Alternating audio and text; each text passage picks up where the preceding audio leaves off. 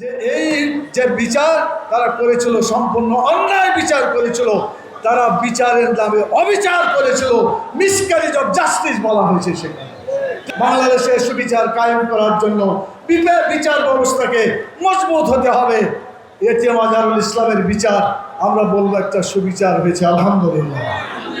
অন্যায়ভাবে হত্যা করেছে এর বিচার ওই দল এবং তাদের সাথে যারা জড়িত সকলের বিচার হওয়া দরকার। এই জন্য আমরা বলছি আগে বিচার হবে, এরপরে সংস্কার হবে, এরপরে নির্বাচন হবে।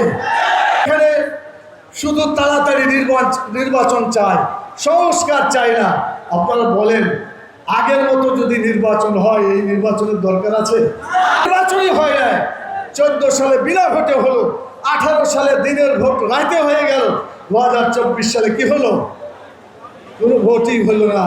নিজেরা ভোট করলো, দামি নির্বাচন করা হয়েছে। এটা আমরা জোর গলায় বলতে চাই, দেশের জনগণ আসলে নির্বাচন চাই, জানতার নির্বাচন আমরা চাই না। সানবিট সব দিবে সামাল। সানবিট ম্যাজিক প্রেস ডিশওয়াশিং এর মাথা ঘোরানো সলিউশন।